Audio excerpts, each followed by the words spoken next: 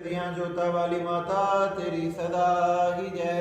बोलिए हनुमान जी महाराज की जय।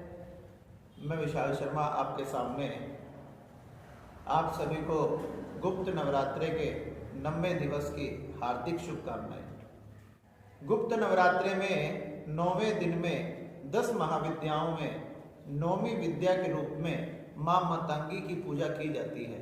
मां मातंगी जो कि अपने समस्त भक्तों की मनोकामनाओं को पूर्ण करने वाली है।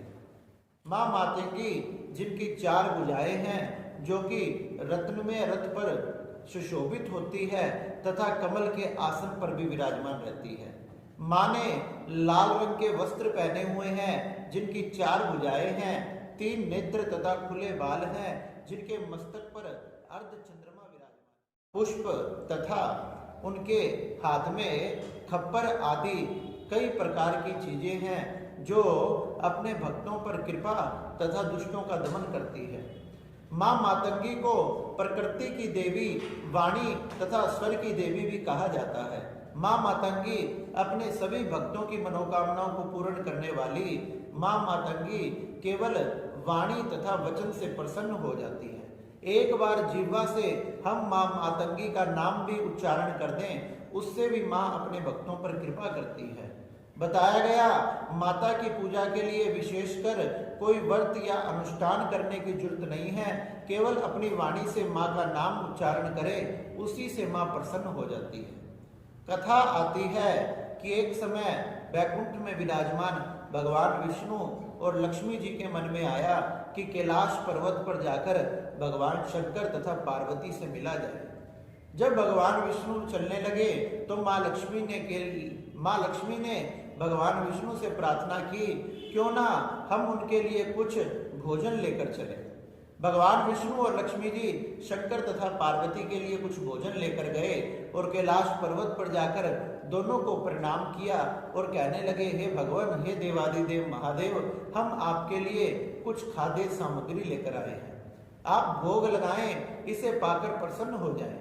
कहने लगे, भगवान शंकर और पार्वती आसन पर विराजमान होकर जैसे ही वो भोजन करने लगे, उनके हाथों से कुछ उच्छिष्ट भोजन तथा भोजन का कुछ हिस्सा जो धरती पर गिर गया, धरती पर गिर जाने से वहीं उस धरती में से एक देवी प्रकट हो गई। उसी देवी को मां मातंगी कहा गया, जिसे 10 महाविद्याओं में 9वीं विद्या के रूप में पूजा जाता है।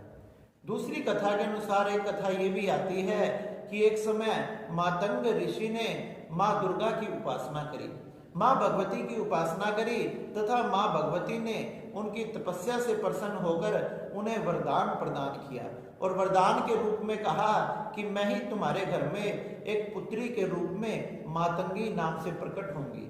माना जाता है मां मातंगी इस प्रकार से प्रकट हुई। भगवान विष्णु की इन्हें आदि शक्ति कहा जाता है। भगवान विष्णु ने भी इनकी तपस्या की थी तथा मां मातंगी ने विष्णु भगवान को भी सृष्टि चलाने की शक्ति प्रदान की थी। इस प्रकार से मां की पूजा करने से गृहस्थियों के सभी दुख दूर हो जाते हैं तथा मां को तंत्र की देवी भी कहा जाता है। मां सभी प्रकार के तंत्र तथा यंत्रों को काटने वाली तथा इंद्रजाल को भी भस्म करने वाली है। मां की पूजा करने वाले के चारों तरफ एक मां का सुरक्षा कवच बना रहता है। उनको किसी भी प्रकार की भूत प्रेत आदि बाधा तंग नहीं करती, आकर परेशान नहीं करती। इस प्रकार से 10 महाविद्याओं में 9वीं विद्या के रूप में मां मातंगी की पूजा की जाती है, जो कि प्रकृति से जुड़ी हुई देवी है। माना जाता है समस्त प्रकृति में, पशु पक्षी में उनका ही रूप माना जाता है।